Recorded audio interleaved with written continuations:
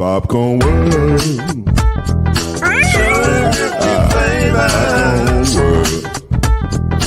Popcorn world. Yeah.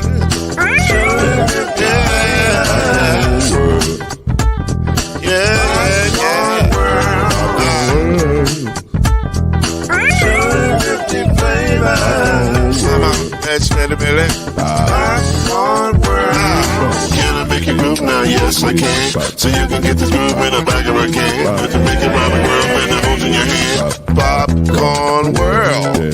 250 flavors gonna make you smile. 250 flavors gonna make you smile. 250 flavors gonna make you smile. I said popcorn make you smile. Ah. 250 flavors. Popcorn world. Popcorn world. Popcorn world. It's a popcorn world. The popcorn world.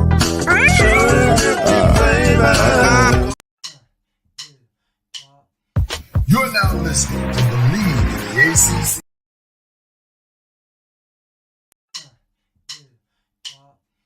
You're now listening to BLEAV in the ACC with Heisman Trophy winner and Florida State legend, Mr. Charlie Ward, Wave 3 TV, and Fern Creek Hall of Famer, Kendrick Haskins, and Mr. Talking Noise himself, and of course, Mama Noise's man, Lloyd Smith. And now, it's time for BLEAV in the ACC. Well, this morning, our thoughts and prayers are with the people of the East Coast and more specifically Florida area, because as we understand it, they are being hit with their annual, it appears, right, hurricane or tropical storm weather, and this one is classified as a Category 4. Which is not good. When you start to move up to the 4s and the 5s, you're in a bad situation. Yeah, so prayers for everybody down in Florida, down in the Panhandle, and going up into Georgia, and of course for our partner in crime, Charlie Ward, down in Tallahassee, who may or may not make it to today's show. Right, we'll see. We don't know. We're waiting with bated breath. We're waiting with hope and bated breath. So there you go. I don't know why our breath must be bated in this situation. I've never understood. Yeah, where did that come from? I don't know where that came from, but it is something you do. So there you go. But in the meantime, and I'm a little disappointed mainly because I was going to give him a nice, fair, and honest, humble flex because I saw the Vic documentary. Looks like my brother may have spilled something. So we're going to press in here for a second and I'll talk to you guys. I saw the Vic documentary on the history. I think it was called The History of Black Quarterbacks, and it was fantastic. And in episode 2, it featured none other than our brother Charlie Ward. You can't do a documentary on black quarterbacks without Charlie Ward. You cannot.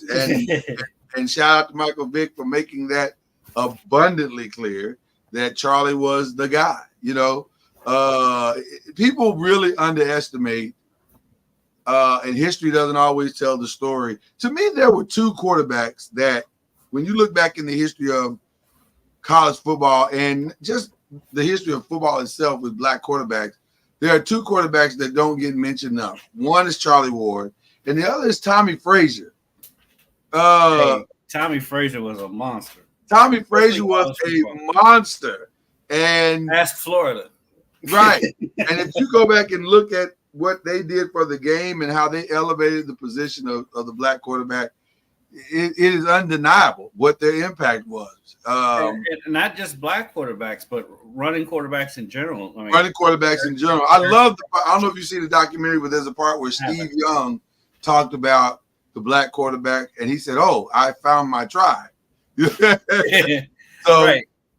It just changed everything. Like, they just changed everything. So anyway, it's on Amazon Prime. You get a chance to take a look at it, please do so.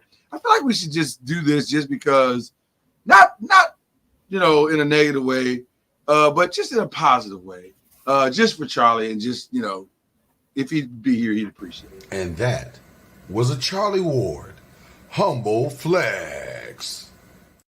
This is a good one though. This is not a bad one. This is a good one. None of them are bad, really. It's just I tell you what, Hurricane Helene is hitting down in Florida, but I think she just hit up here in my office.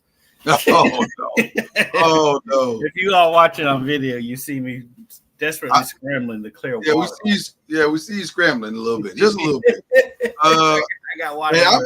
And what's really cool is I'm trying to act like I don't see it. And I'm gonna keep it going and keep it. Yeah, you're keeping it. You keeping it pushing like nothing to see here. Please keep your eyes. Sometimes the obvious is so funny. It is. That's why we love visual podcasts because it makes it so much better when you can see everything. And I'm hoping that the water does not kill my computer that I'm on. There you go. So we got two things that are challenging us this morning. It's gonna be fun. However, I do need a new computer, so hopefully this will inspire Wave to give me a new one. There you go. Well, there you go. Okay. So listen, what I love about Kendrick is he's a glass half empty guy, or is it half full? Which one is the positive one? Well, half full is a positive one, but so he's a glass half full guy. Right now, my glass is completely empty because it's right, even though his current glass is empty. So he's, he still believes that there's a silver lining here. So there you go. All right, we're gonna jump into the games. We're gonna jump right into the games. Friday, we had kind of a shocker in that Stanford and Syracuse. I say it's a shocker just because Syracuse is world beaters at home. Right. That was what the shocker was. They normally don't lose at home they don't lose at home in September. They don't lose at home in September, and they ended up losing this one on a game-winning field goal by Stanford. Even though the Lamar Jackson leap was in September that year. Say that again? Said the Lamar Jackson leap was in September that year. So There you go. There you go. But I think one thing they can say safely, they found their quarterback. Kyle McCord is the real deal. He's the real deal.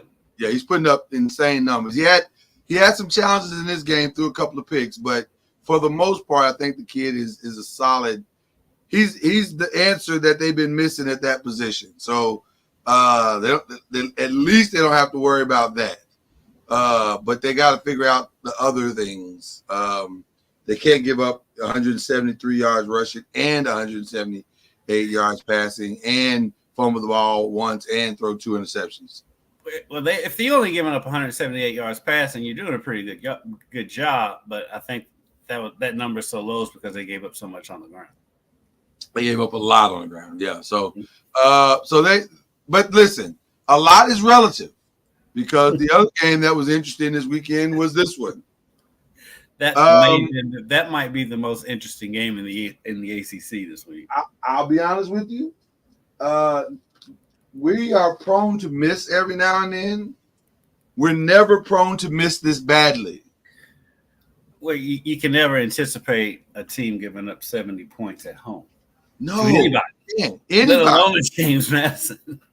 We did say this was going to be a tough game for Carolina. We did say that. We said this could be a tough game. I don't think we thought it would be a rout. This was shocking. You're like, how you score 50 points and lose by 20? I got to be honest with you. Usually, you don't lose when you score 50. 50 is usually a safe number to lock in a win. But not. What's even crazy is I think they held James Madison to 17 in the second half. I think they had 53 at halftime, didn't they? Let's see. In the second half, yes, they held him to 17.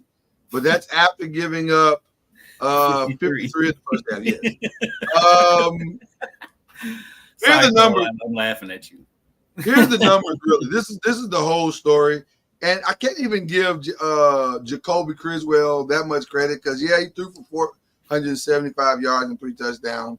But that ain't even the story. And it ain't his fault. For that when you down that much, because you have to throw. You have to throw. Here's the story. Alonzo Barnett III and he put the third, so I'm going to give him credit for the third. 388 yards passing, 5 touchdowns that he threw for, and 99 yards rushing, and 2 touchdowns that he ran for. So he single-handedly accounted for 487 yards by himself and 7 touchdowns. I don't even think Lamar did that. No. Alonzo Barnett, if he can keep these numbers there, he'll be in the Heisman race. He will not keep those up. He will not keep those up. But the biggest number is the total yards that they gave up was in the 600s. That's, you can't win a game normally. And the thing is 600 plus yards. North Carolina's defense has been a problem for a while. Since, God bless Mac Brown, but since he came back, their defense has been atrocious at times, like Saturday.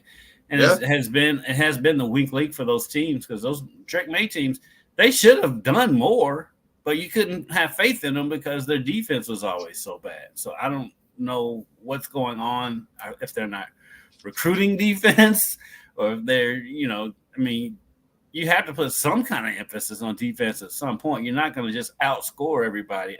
You're not. As obvious as that became obvious on Saturday. You're not going to score 71. So they've got to figure out the defensive side of the ball. It's been going on there for a while now. Well, ring the alarm, because they have already started calling for Mac's job, which he had to come out and say, I'm not retiring, guys. I'm going to stay, minimum through the end of the season. But I expect him to stay through the season. What difference is going to get rid of him during the season going to make? Yeah, I don't think he should retire. I do think this might be the last year, though. How old is Mac Brown? He's got to be nearly 80, right? He's old. He's got to be in the top 5 of oldest coaches in. He's one of those dudes that's been old all of our lives.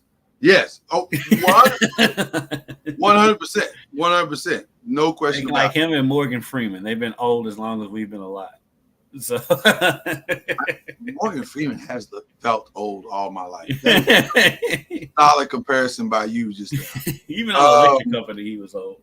Yeah, he felt old then. He's an old guy. Clemson also drubbed North Carolina State to make us say, North Carolina State's probably not as good as we thought. But Klubnik, he balled out. He did. He put up 209 yards, 3 touchdowns. I'm not sure. I don't think he played the fourth quarter, or he had a solid game. I still don't see it, but I can't take away what he did.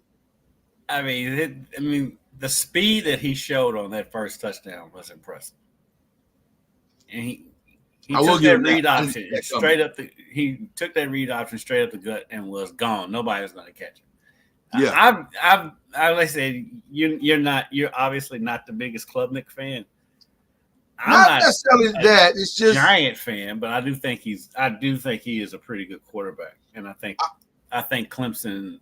I think Clemson is still going to be there at the end of the season for the ACC championship. They're going to be that's a different conversation, because I think you may be right, because that defense seems to be pretty good. Even though they gave up 35 to North Carolina State, I think they're probably decent. They seem like they're solid. Yeah, that was an empty 35. That was right up there with North Carolina's quarterback throwing for 400 yards. Exactly. So he had a good day. Virginia drubbed Coastal Carolina. No surprises here. The game that everybody thought would be interesting was interesting. Georgia Tech and U of L. Listen, there's no mystery to how Georgia Tech is planning to win the game.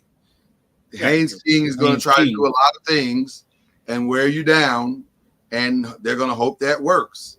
And it appears they don't have much past Haynes King. Right, it's going to work in a lot of games, though, as long as they can keep him upright.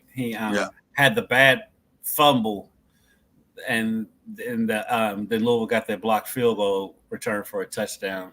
So when you give up 14 points, not on the offense didn't score 14 points. And that's the difference. I mean, literally is the difference in the game. Is those Can 14 we give points. a shout out to Louisville's special teams this year, who is right now far and away the best unit they have? Like was this the third block punt in as many games? Yeah, they. I know they had one in the Austin P game. I can't remember if they did in the Jacksonville State game. I think they've had 3. If I'm not mistaken, they've had 3 block punts in as many games. Or block field goals, yeah. Most people don't do 3 in a season. Right. and shout out to the kid, I can't think of his name, to block the field goal and recover it and score. That was impressive. Yeah. I mean,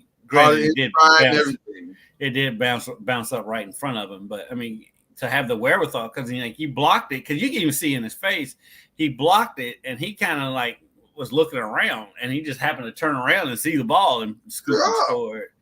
And then I think it was Ja'Cory Brooks that had the touchdown on the pass interference call, which I was at the game, so I was in the press box and I saw the referee throws the flag for the pass interference. He gave up on the play like everybody else did. Then all of a sudden he catches the ball and he's running down the field and the referee's not even looking. It's the referee on the other side of the field that called the touchdown. Yeah. I'll be honest with you. That was one of the more shocking plays of Saturday because, one of the more shocking plays of Saturday. And I had to give that kid credit. I think you're right. It was Ja'Cory Brooks, if I'm not mistaken. And I gave up on the play. When he threw the flag, I was like, oh, he didn't catch it. And then he kept running. I'm like, wait a minute. He caught that? Like, yeah. Whoa. Yeah. That was a hell of a play. Yeah. That was a hell of a play. The defense played well. They gave up a lot of rushing yards to Haynes King.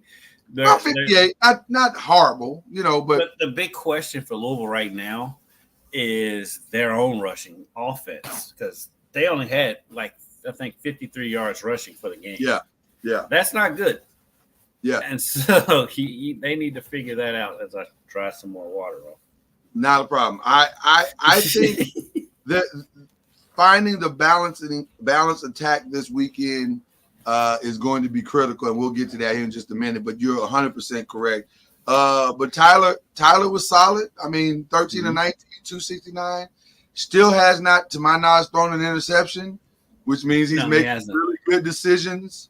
And he's protecting the ball. He's not fumbling. He's doing all the things you need your quarterback to do. So Louisville off to a really good start this season. Very, very good. I think out of all the transfer quarterbacks, him and Cam Ward are arguably the 2 best so far. So far in the ACC, I think they're playing the best, most efficient football. Though Cam Ward is right now otherworldly, but yeah, they're playing the most efficient ball. Rutgers gets the upset against Virginia Tech, which I don't even know if you can call it an upset at this point, because Rutgers seems to be pretty good. Like, they're playing some really solid football. And Virginia Tech, you never know what you're going to get week to week, and it's been they like are that for a while now. At this point. Yeah, they are definitely like that it's been like that really since Beamer left. They cannot find consistency with that football team. Well, one of the places they can't find consistency is the quarterback position. Kyron Jones, not the greatest day, 13 of 27, 137 yards and a pick. He can't seem to, and that may not be all his fault. It may be they've got some line issues. Yeah, offensive line issues or whatever. It usually is when you're going 13 or 27. That means you probably don't have time to throw it or make good reads or anything like that. So, and now they did run the ball well. Bayshul Tootin ran for 122 yards. He had 3 touchdowns. He almost kind of single-handedly kept them in the game. But they're just the passing. They become one-dimensional. If you could take away the run game, you can take away Virginia Tech. Yeah. In my lifetime, I don't remember a Pitt team putting up 70 points. Maybe they have. I mean, maybe during the Dan Marino years, they had to, right? Huh? Maybe during Dan Marino, they had to. They would have had to. I gotta believe, but I just don't remember that they have. Like this was this was probably one of the other more shocking scores of the weekend. Like, really? Pitt did it? Even though it's Youngstown State and you expect Pitt to drub Youngstown State. But 73 is 73. I don't care who you playing. Exactly. Well, and then here's the other thing, guys. We live in a world now where Pitt is 4-0. Mm-hmm. They are 4-0. And so they are flying under the radar. They're just now starting to talk about Louisville. You know, Louisville's been ranked since the second week of the season. Right. Eli Holston seems to be for real. Like he's efficient. 16 to 24, 247 yards, 3 touchdowns. They got the great production. Charlie's a big fan of this. Huh? Charlie likes Holston a lot. I got a chance to kind of watch a little bit this weekend. I like him too. I think he's got some solid. He does solid things, and he's consistent. Like he and Shock kind of remind me of each other because they're not going to beat themselves, which is what you want maybe more than anything. The starting line or the floor is don't beat yourself as a quarterback. Mm-hmm. Don't do things to make it hard for yourself. Don't turn the ball over. Yeah, right. Don't turn the ball over. Don't fumble. Make good reads. That kind of thing. Live to fight another day, that kind of stuff. So he did all the and he rushed for 93 yards and 2 touchdowns. So he was accounted for 5 touchdowns by himself. So had a good day. Shout out to Pitt. I mean, we may be looking at a solid fall for Pitt sports, volleyball and football. Volleyball is balling. Volleyball is balling. Duke took care of Middle Tennessee. 45-17, though I don't know if anybody was, shocked or impressed by the victory. But what we can say is Duke is 4-0 going into their rivalry weekend this weekend. So Miami took care of South Florida. That's an impressive win. Yeah, I actually thought this one was going to be a little bit closer, and it started out kind of tight in the first half. And then the second half was just Miami was like, okay, we're gonna stop playing around with y'all because y'all might leave here thinking that you can actually beat us and you can't. South Florida plays good against Alabama, but that's about it. Yeah, and Cam Ward is right now the 2 leading candidates for Heisman have to be Cam Ward and Travis Hunter. Cam Ward is putting up insane numbers: 404 yards and 3 touchdowns. Now, the only thing that's hurting Cam Ward is that he refuses to play defense. So he's behind in that regard. And what's hurting him is their schedule. And his schedule. He's not, they haven't played anybody. They haven't played anybody. They're back, though. Just listen to the radio. They're back. Again. Well, yeah, we'll see. Again, we'll see. We will see. Boston College got a big win against Michigan State, big bounce back win against Michigan State. They took care of business at home. I think Boston College is going to be formidable all season long. I think they're going to do what they do. Here's what I love the most about Boston College. Thomas Castellanos is not going to be the reason why they lose. He's not going to put up crazy numbers, 10 or 16, 140 yards. He's Kevin James on Hitch. This is his dance here. He ain't moving from that area. If it ain't there, he ain't throwing it. But when it's time to make the plays he's supposed to make, he makes them. And he's playing some solid ball. So they're gonna be tough. They gotta keep him healthy. The defense is also solid. Yeah, but they gotta keep Castellanos healthy. They gotta keep him healthy and keep him upright for sure. Yeah. And he runs a lot, so that scares you when he meet because he is the keep him healthy. Yeah. And then another shocker. The score was shocking. SMU put up 66, but I thought TCU was better than this, and apparently that's not the case. TCU had their run at the national championship a couple of years ago, and they haven't been the same since. Right, they look like TCU now, solidly like TCU. I had to hear a lot of cuss words was in the sports office after that. Is that right? Is there a solid TCU fan there? Well, Dusty, my coworker, is a TCU grad. Oh, I know Dusty's a TCU fan. And so I had great joy in laughing at Dusty cursing at SMU. Honestly, I'm more frustrated really that Charlie's tuition dollars are not producing better results. That's what I'm sure Charlie agrees. TCU is not cheap, ladies and gentlemen. So what are we talking about right now? And then you can only do so much from the right. Exactly. And then the other thing that happened this weekend, at this point, we have to just say this. And this is where it may be good that Charlie's not here to hear this. Florida State's not good. Offensively, they're not. They're not Defensively, good. They're okay. Defensively, I think they're fine. But the problem is you can't stay on the field 45 to 50 minutes of a game. They're just not. Also true. Yeah. Offensively, they are just not efficient at all. They're so inept on offense. It's amazing to see a Florida State team this bad on offense. They had the ball 30 minutes, and they put up 177 yards passing and 107 yards rushing. They're not watchable. Their offense is not watchable. The defense is box office. I'll give them that. But that defense is good, but the offense is you can't watch that. You can't watch it. And they got pieces that they brought back. So I don't know. It was rough. They lost a lot on the offensive line, though. Yeah. So they are replacing a lot on that. But yeah, it's unwatchable. Yeah. And then I believe games. We'll go through those quickly. Tennessee seems to be the real thing. It appears that they are the real thing. They're pretty good at football. They're pretty good at football, I think. Yeah. I don't think the score even indicates how much of a drubbing it was. It doesn't. No, yeah. They dominated that game.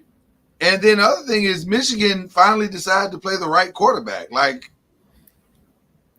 Shout out to Lee Corso. Lee Corso called that in the first block of game day on Saturday. He said Michigan was going to beat USC, and he was right. Handily. But they made the final. I was watching the guy they had this weekend. I'm like, why hasn't he been playing since day one? He is clearly better than the other guy. I didn't get to see that much of the game because I was at the Louisville game at the same time. Yeah. But yeah, they got up on USC early. USC made a big comeback, but yeah, Michigan dominated most of that game. Yeah, so it was a good game. But and then of course our pro games were Eagles Saints, which was a fantastic defensive end to the game. The rest of the game was like, "Ooh, this is." The rest of the game was thank God for red zone. Yeah, if you don't like defense, it's not the game for you because this was all defense. The Eagles have some challenges. They have some challenges. Your boy Saquon though came through big for him. Oh, Saquon! Listen, shout out to Saquon and my fantasy team. That he's been phenomenal so far. He shows Danny Jones thoroughly. The only reason I lost this weekend because my team now on fantasy is pretty consistent, but Juan Jennings went ridiculous this weekend and put up a number that I was just like, okay, well, my team's consistent too, consistently bad. My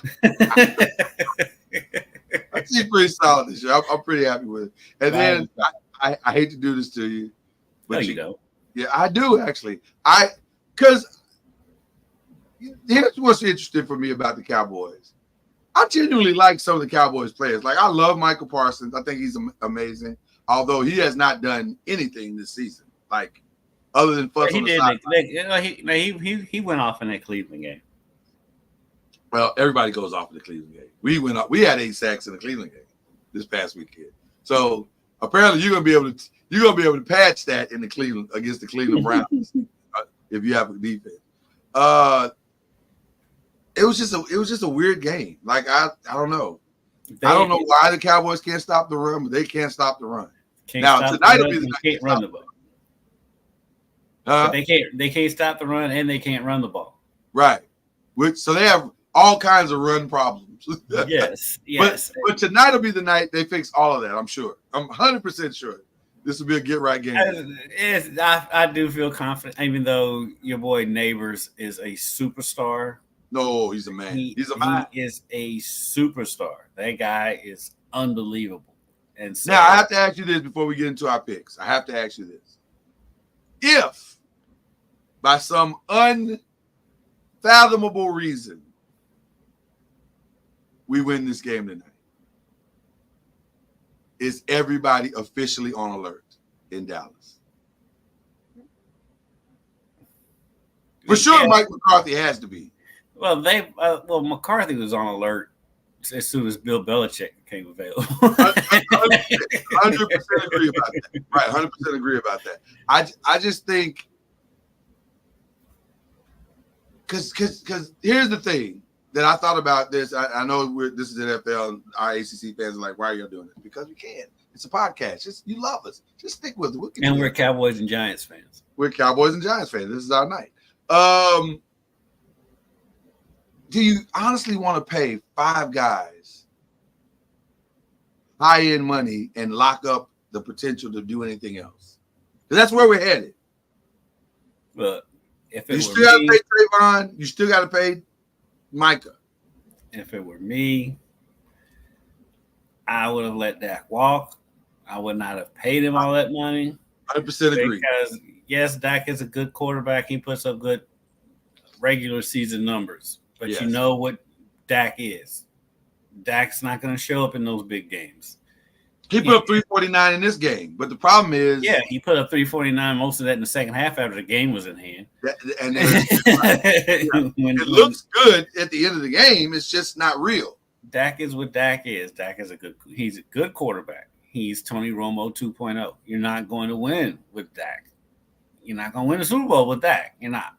And so but you're not going to win with this defense as it's currently constructed, because if it were me, I would pay CD, I'd pay Micah, I'd pay Diggs, and then find a trade. If you look around the league, the teams that are winning are teams with young quarterbacks because of the salary cap, and so outside of Mahomes, Mahomes is the only, and the Chiefs are the only teams winning with a high paid quarterback. Everybody else, the Ravens are there, and the Ravens there. Yeah, but Lamar just now got his money. Lamar just now got his money. Yeah, but you're 100% correct. The 49ers are doing it with their quarterback on a low salary. The Bengals, when they went to the Super Bowl, because Burrow was on this rookie contract. And by the way, Bengals ain't winning. Right, he got his money, and look at him. 0-3. Right, but the Bengals are the Bengals, though. Well, then there's that. Yeah, the Bengals are the cheapest organization. This Cincinnati, I feel sorry for Cincinnati fans because they got the 2 cheapest owners in the Bengals and the Reds. They're never going to spend money on anything. Yes. No, they're just sitting there collecting checks. Yeah, they do not like to pay. But I would restart with Dallas. I wouldn't have given Dak that money, but here we are. And I wonder how much Trey Lance's preseason performance kind of pushed them into this direction. Because I think if he had been more solid and given them like just a little glimpse of hope, like if Dak screws up, we can put this guy in, then maybe they wouldn't have knee-jerked. I do feel like it was a knee-jerk reaction. Like it was almost like we saw the last preseason game, like, oh my God, he's so bad. We gotta do something. Yeah, but you're here now, so. And if they were going to go with Dak, and if they were going to go ahead and pay CD, which is fine, I'm fine with them paying CD. Yeah. What if you did it earlier when you should have done it? you ain't lying, Jake. Yeah. If you paid them earlier, you wouldn't have to pay them as much. That's the other part of it. They mess around and don't go ahead and get the contracts done. They procrastinate and do whatever Dallas is doing and end up paying more. And then he comes out and talking about we couldn't afford Derrick Henry. I was like, stop. Derrick's, come on, stop. The man makes $8 million. Cut your entire running game and you can afford him. You just found his salary. Right. This ain't even hard. Right. I understand. You know me. I've long since been past the point of being mad about anything they do. You are one of the more balanced. Just like I just know they're gonna do something stupid. Yeah. When they beat Cleveland, I wasn't excited at all because I knew they was gonna do something stupid. I have the text messages to prove it, people. So he is correct. So with all that being said, Kendrick went 7-5 this weekend. This was a tough weekend. This was a tough week for you, brother. Well, and then you leaped out there with that. It was one game you leaped out there on, and you went on your own. Which one was it? It was one that you kind of jumped out there on your own with. And I didn't go with you on you or Charlie on that. I can't remember which one it was. The TCU SMU ended up being a reach too. that didn't work. We both picked TCU. You both picked TCU on that one. I picked SMU. I actually went 9-4 this weekend. Charlie went 8-5. The USC one, Michigan one. That was the other one. You didn't get any bonus on that one. So that leads us to a 38-6 for Charlie. Kendrick was 37-7, and I made up a little ground this weekend, 33-10. Just a little, baby steps. You got to crawl back in, So now we are picking this week's game, and we will have to apparently listen. Charlie's got much bigger things to worry about, so we'll get his picks whenever we get them. But right now, we just want Charlie to be safe. He and his family to be safe. But in the meantime, we will do our picks for this week, and we will start with tonight's game or tomorrow's game, Virginia Tech and Miami. I can't imagine this being at home for Miami. I can't imagine Miami's going to drop this one. Miami be in a nice zone, but this is kind of a rivalry game. And Miami, they may not even have a home field advantage because Miami. Well, that's the other thing. We don't know if they're even going to play this game. Like maybe they will. Maybe they won't. Can we report just the an update to everybody? We just got a text from Charlie. He's doing well right now. Right now, yeah. Right now, but I think the thing is kind of just getting going. So we'll see how it goes. But yeah. So I guess we're both going Miami. I'm assuming. Yeah. I'll still. But I can't. Because they're playing too well on offense. Cam Ward's playing too well to let them lose on Friday night. So yeah, I'll go Miami. So, but we will obviously as a country be keeping our eyes on everything that happens in Florida. They may not. I think Miami's fine. Florida State's the one because it's further north. I think it missed Miami. It's further north. It's further north. Yeah. You think they're not gonna get anything, like any parts of it? I don't think they're gonna be affected by it. They may. I mean, they're getting some rain. I'm sure they're getting some rain. Getting rain and stuff. Because we're actually by tomorrow. All that stuff's gonna be up here. We're getting all of that tomorrow. Okay. You know what? So I wonder if. Well, probably not. I was gonna say the Colorado game too. That'll be in Central Florida. Like, how will they be affected? By Saturday, they'll be fine. Everybody should be good to go. Okay. The other game, the next game is Western Kentucky and Boston College. Interesting game. That's an interesting game. I was set, and then now you're telling me it's going to be interesting. WKU's offenses. I mean, they put up numbers. WKU. They do. They can't stop anybody, but their offensive numbers are as good as anybody's in the country. They put up points. Well, they're on a 3-game winning streak. What are you doing? I'm now you got me worried. I'm telling you, that's not going to be a walk in the park for Boston College. So, okay, where are you going? Now I'm concerned. Stop saying that. Like, you got me nervous. Now I almost feel like I need to pick. Okay, go ahead. I mean, outside of getting beat 63-0 at Alabama, Western Kentucky's won 31-0, 49-21. They beat Toledo 26-21. And so they are formidable. They can win. The problem with what you're saying for Boston College is that they are not an offensive juggernaut by any stretch of the imagination. So to think that Western Kentucky can't, from a points perspective, keep up with them, you'd be crazy. Since The only game that they put up points in was against a very weak Duquesne team, but every other game they've played, Boston College has not put up more than 21.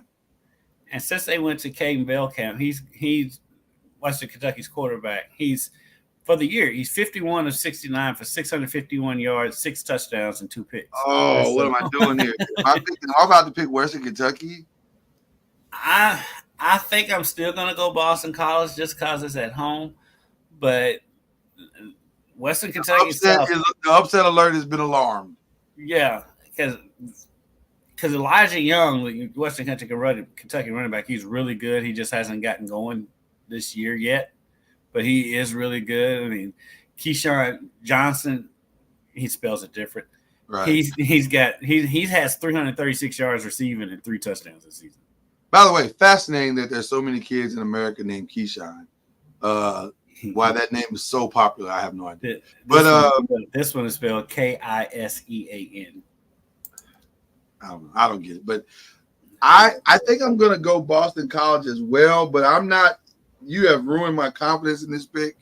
I'm not confident in this pick. With sheer logic, you have ruined my confidence in this pick. Tyson Helton, Western Kentucky's head coach, he's a really good head coach. He will be somewhere else next year, most likely. I thought he would be because they put up numbers. They're an exciting team to watch. So watch out for that. Northern Illinois is a box of chocolates. You don't know what they're going to get. They've already proven they can get the big win.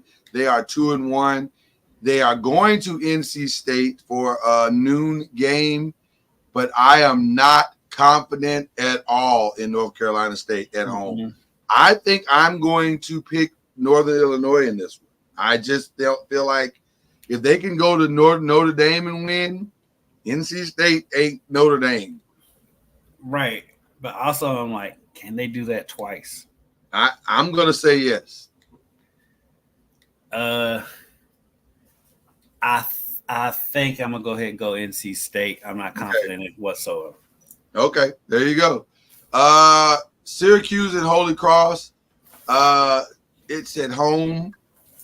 Surely Syracuse is going to be fine. McCord should have a big day.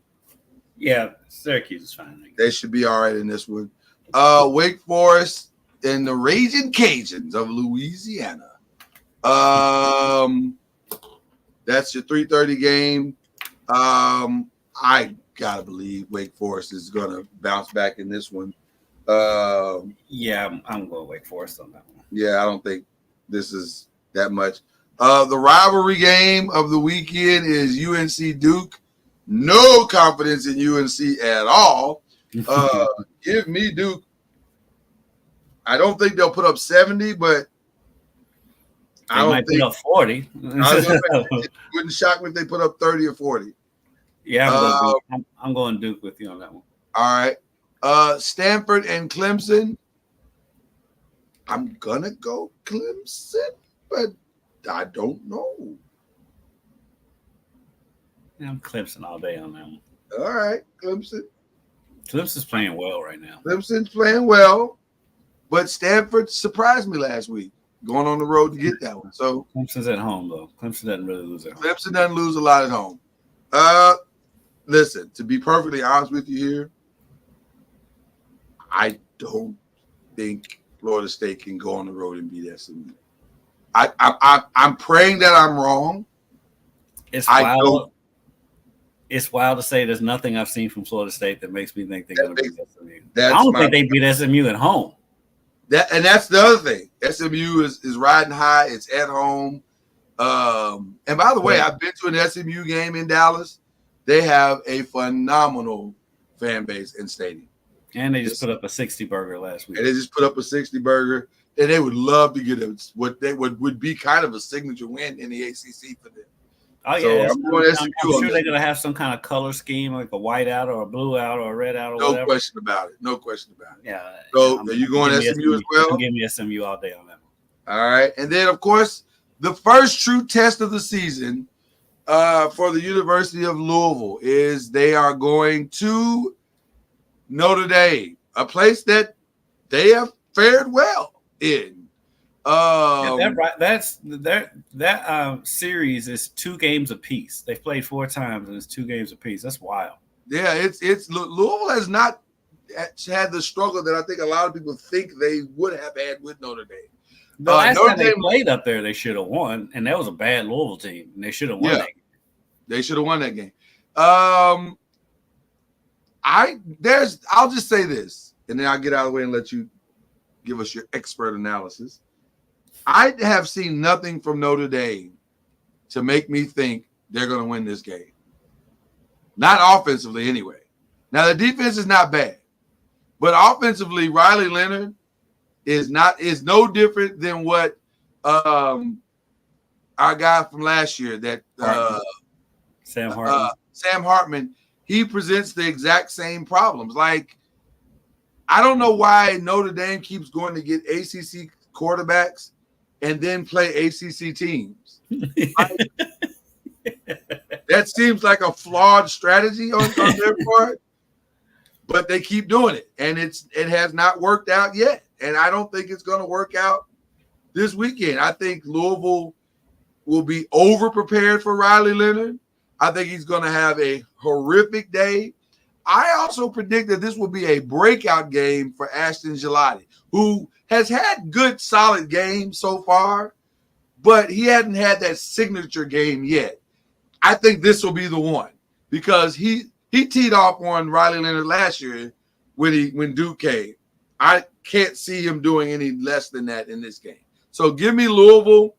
I don't think it'll be a rout, but I do think it will be convincing. In Riley Leonard's defense in that game last year at Louisville, he was injured coming into that game. He was. I think that may have been his last game at Duke. I think it might have been. I think he may be. It may have been. He may have came back, but he either way, he was hurt the rest of the season regardless. Yeah. I'm still with it being Louisville's first road game. I'm a little apprehensive to jump on them. Like I said, they only had 53 yards rushing against Georgia Tech last week, and Notre Dame's defense. I think Notre Dame's defense might be a little bit better than Georgia Tech's defense. They've struggled with running quarterbacks. Haynes King had some big runs, and Jacksonville State's quarterback ran all over Louisville. Yeah, and so I'm worried about it on that front. I'm going to give Notre Dame a slight edge because that game is in South Bend. Ooh. And because Louisville beat them last year, so they're going to have a little revenge. This game means more in the long run for Notre Dame than it does for Louisville, because Louisville can still get to the playoff. They still have a couple of routes to the playoff. Yes, this doesn't affect their playoff. Yeah, where Notre Dame's back is against the wall. If Notre Dame loses this game, they're done. Yeah. They still have, even though they lost that Northern Illinois game, they still have a shot to get into the playoff because they're Notre Dame. But if they lose this game, then it's a wrap. And so I'm going to lean Notre Dame. I'm not confident at all, but I'm going to go with Notre Dame with this one, 3-point win. The only reason why I'm going Louisville is that they need Riley Leonard to do everything. They needed him to do everything this past weekend when they beat Miami of Ohio. Here's the stats. Riley Leonard threw for 16-25 for 154 yards and a touchdown, and then ran for another 143 yards and 2 touchdowns. He was their entire offense. I don't think you can win if Riley Leonard is your entire offense. True, especially in a big game. But I do think they're going to find because they're what's their running back's name? He's Jeremiah Love. Jeremiah Love. I think they're going to lean on him a little bit more than Riley Leonard in this game. And like I said, I could totally see Louisville going in there and winning. I can see Louisville going there and winning by a touchdown or 2. Yeah. But I'm gonna go. It's gonna be a rainy day, and they're gonna have to depend on the run game. And Louisville's run game just hasn't been consistent enough for me to pick them to win on a game where they're gonna have to run the ball. So I'm gonna go Notre Dame. I know Cards fans probably not gonna be too happy with me, but I'm gonna go. And we're going up to South Bend. We're making a trip up to South Bend. Are you excited about that? You like going to South Bend? I've never been to South Bend, so I am excited. Oh, okay. I am excited for that part of it. I'm not excited with getting off work at midnight on Friday and then jumping in the car and driving up to South Bend at 7 o'clock in the morning and then coming back. But other than that, you got to take a picture for the touchdown Jesus, by the way. You have to do it. Yeah. I'll look forward to that. All right. I believe games this week are Arkansas and Texas A&M, which quickly became fascinating when Arkansas righted their ship. Georgia and Alabama is by far the game of the week. Everybody will be watching this one to see what happens in this one. Bills and Ravens is going to be a fascinating Sunday night game because the Bills seem to be good, but they've also played 3 bad teams, so we don't know.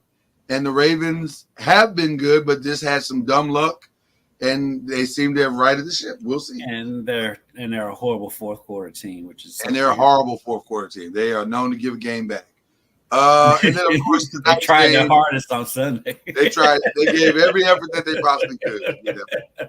And then of course our game with our 2 favorite teams, Cowboys and Giants, is tonight.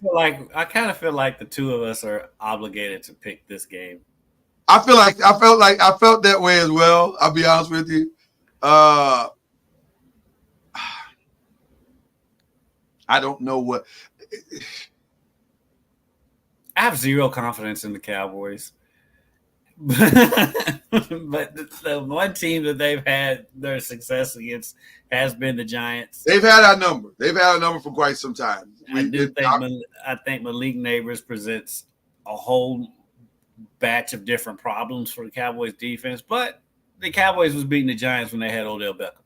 And so I'm going to go with my Cowboys. They make me sick. I hate them. I hate this cross that I bear, but I'm going to go with the Cowboys in this game just because past success against the Giants. Here's what makes this game interesting for me. Logic says the Cowboys have to beat the Giants again. They have to. It's just you have to throw all logic out the window when the Cowboys are involved. Well, the problem is they literally can't stop the run at all. And here's what's interesting about this game. Of all the things Daniel Jones can do or can't do, the one thing he can do is run the ball.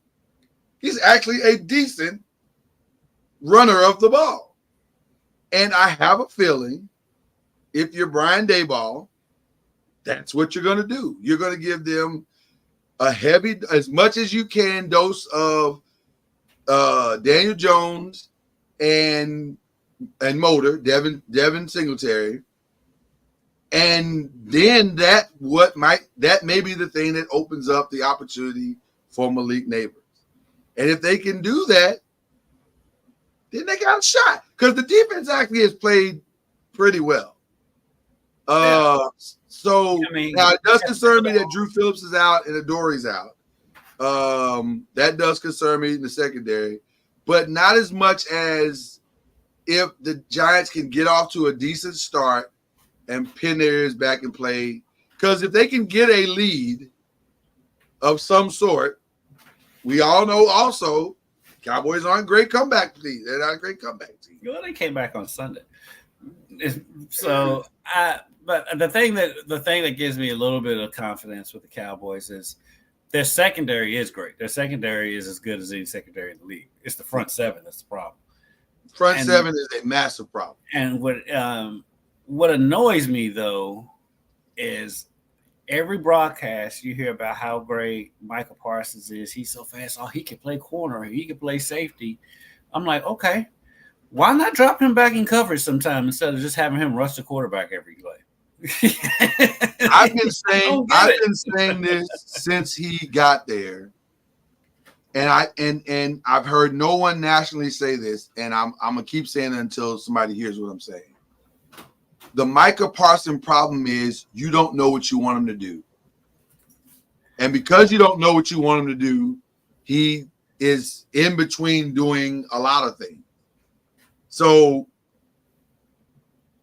I think they know what they want him to do. For defenses to decide how to attack him. They're running right at him. They're running right around.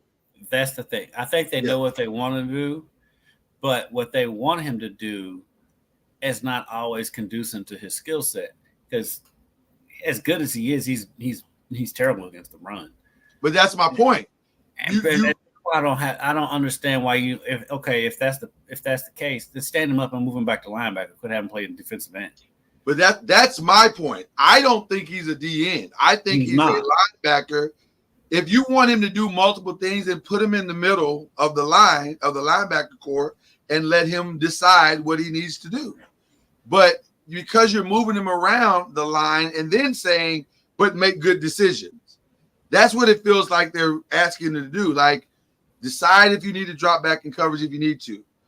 Set the edge, but also rush the passer, but also look for the run. They never drop him back in coverage. Right. But they're asking him to read. And I don't know. But see, I don't know if his reading ability is what he does. I think he's a go get the guy. And I don't know. I feel like I agree with you. I feel like he is kind of like he's like a Troy Polamalu, where you kind of just and Ed Reed and like Travis Kelce on offense. He makes plays. You just let that man make plays. Don't constrict him with your play call. And I think that's right. That's exactly what I'm saying. Just let that man freelance. Put him back at linebacker and let him freelance. And you can't read like that from the edge. It's hard to read like that from the edge. No, you just rushing the quarterback at that point. Exactly. So drop him back at linebacker since he's so fast, and let him decide. Give him free reign. Because you hear Peyton Manning talk about Troy Polamalu all the time, and he's like, I never knew what that guy was going to do. Tomlin didn't know what Troy Polamalu was going to do. You just let guys like that, just let them cook. Honey Badger for the Saints, he still, even though he's up there in age, he still kind of does that too. He kind of freelances and kind of does what he does. And like I said, Travis Kelce like that on offense for the Chiefs. You have your play, but you give those guys the ability to make their decision on what they want to do on this play, and you have to trust them. And because they say if I want to see Micah drop back in coverage because we keep hearing about how great he would be in coverage. Okay, let's see it then. Why are we not doing that? To me, the blueprint for him is somewhere between, and you mentioned Ed Reed, but I think it's somewhere between Troy Polamalu and Ray Lewis.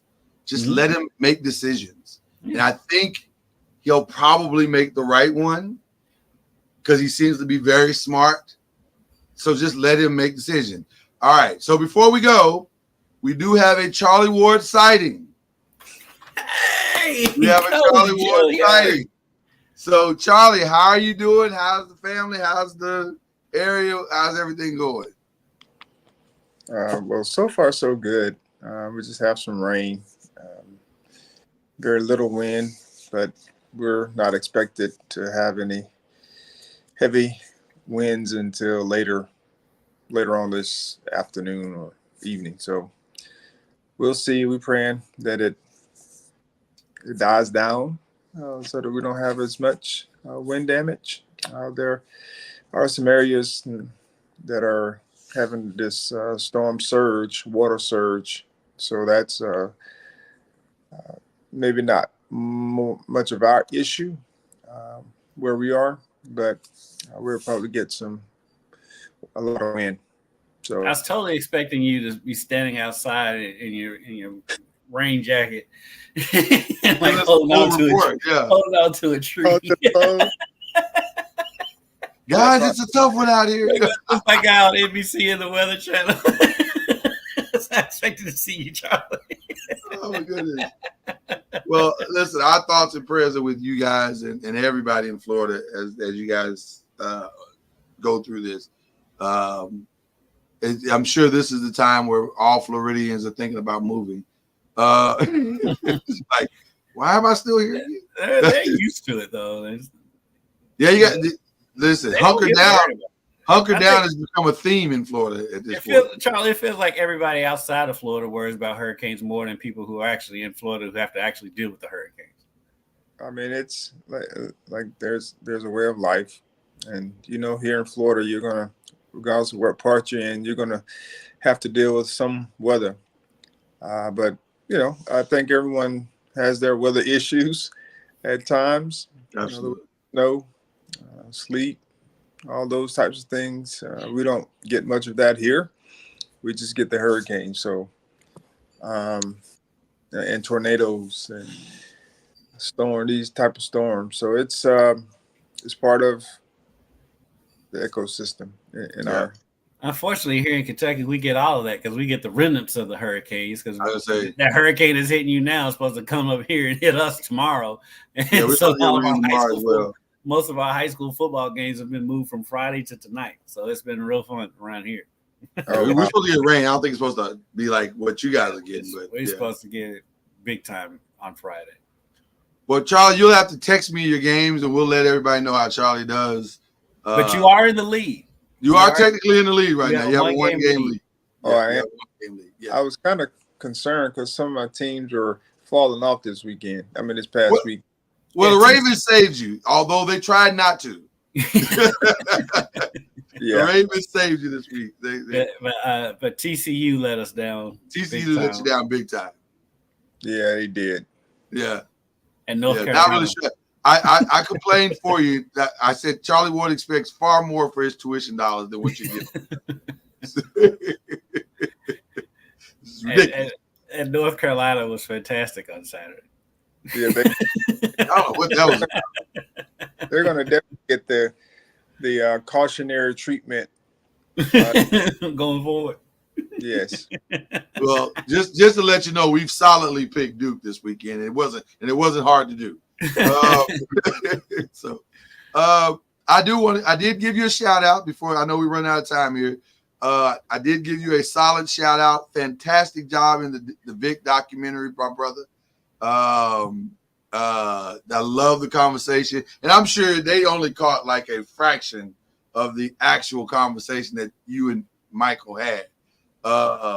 Just because we know you, and I'm sure you gave him your faith and you gave him everything else. And some of that didn't make the cut, but what did make the cut was really, really good. And I enjoyed the conversation tremendously. It was really, really good. I'm glad you enjoyed it, and it was very fun. I'm glad I was able to be a part of it. I'm still trying to figure out, like, most of the people we talk to are NFL guys, but I happen to be one of his college heroes, so I guess It was a very important documentary. I encourage everybody, especially if you love football as a whole, go watch this because it was some of the more poignant comments. First of all, I learned some things that I didn't even know, but some of the more poignant comments came from some of our white brethren like Steve Young and Josh Allen. They talked about how much the black quarterback influenced them. That was really refreshing. I was like, that was a good, smart take on Vic to put that in there. To add that depth of thought, especially I was really encouraged by what Steve Young said. He was like, I found my tribe. That was really cool. So I enjoyed it tremendously. My wife watched the whole thing as well. She enjoyed it tremendously. So we were very proud of you, Charlie Ward. And we humble flex you today with joy. It wasn't even like a negative. It wasn't a humble flex. It was a joyous, rejoicing humble flex. It was. So what is that? All jokes aside, though, Charlie, what is that relationship like with Michael Vick? Do y'all have much of a relationship at all? Or it's not. It's what it is. Yeah, it's one of those where we can connect, but we don't go over each other's houses, and we're not like boys.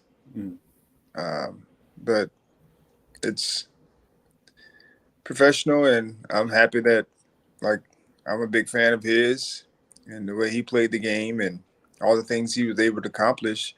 I was just excited to be able to have him on campus. He's a big timer. Yeah.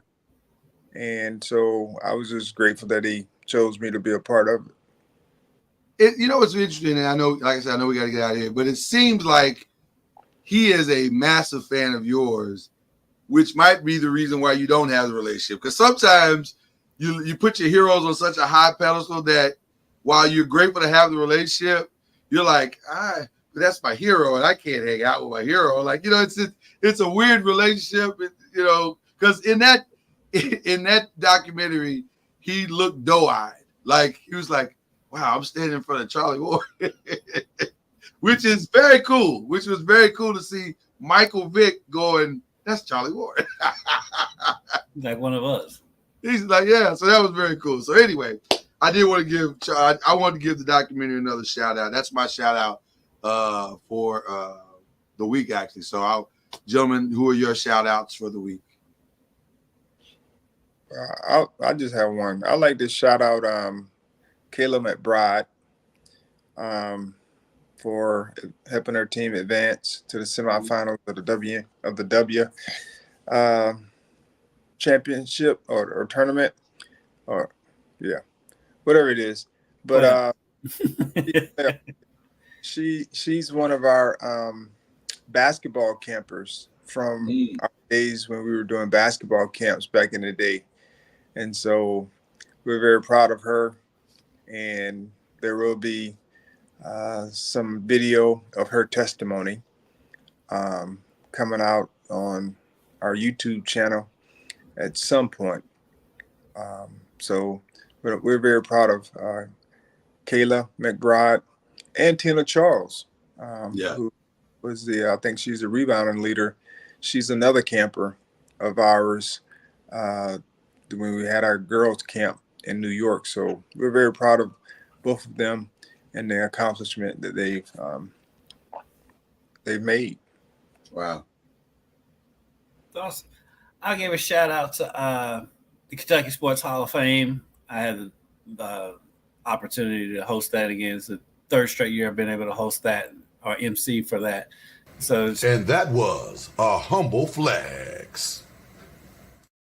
No way I'm letting you get away with that.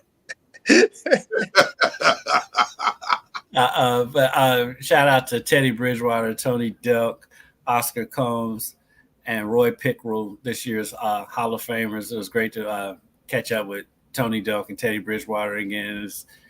Tony Delk and I, we've crossed paths for years, but we've talked, but we've never really had a chance to chop it up. Then we got to talking at the thing, and come to find out we knew a whole lot of the same people. He knew a lot of people I went to Murray with, because Tony's only like a year older than me.